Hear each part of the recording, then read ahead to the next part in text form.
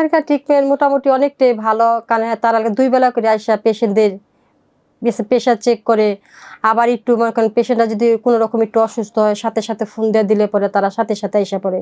আইসা বলে যে আপনি কি অবস্থায়, কীরকম আছেন, আমাদের অত নাম্বার রুমের যে আপনারা যোগাযোগ করেন, ওখানে আমাদের ডক্টর আছে।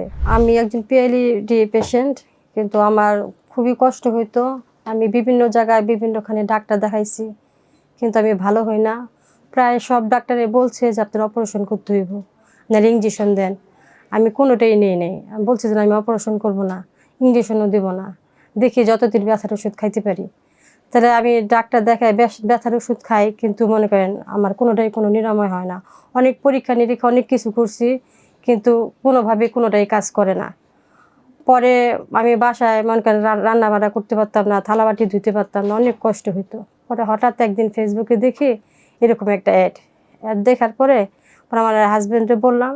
পরে আমার হাজব্যান্ড বলে যে ঠিক আছে চলো যাই। এরকম কয়েকটা দেখার পর মনে একটা বিশ্বাস আসলো যে না, ওইখানে যেহেতু অনেক রুগী ভালো হইতেছে। পরে আমার হাজব্যান্ড বললো তাহলে চলো যাই। পরে যে যাওয়ার পর এই যে আমি আজকে 13 দিন ট্রিটমেন্টে আছি। তাই ঈশ্বরের কৃপা আমি অনেকটাই সুস্থ আছি। আগে যেমন হাঁটতে পারতাম না, বসতে পারতাম না, এখন অনেকটা হাঁটতে পারি। হাঁটতে গেলে মনে হয় না যে আমার কোনো শরীরে ব্যথা বেশি আছে। আর কোমরের জায়গাটা একটু আছে, হয়তো আমার বিশ্বাস যে আরও 4-5 দিন দিলে পরে আমি আরও অনেকটাই সুস্থ হয়ে যাব। আর এই যে আমাদের রুমে শ্যামলী ম্যাম, তানিয়া ম্যাম, এরা খুব ভালো।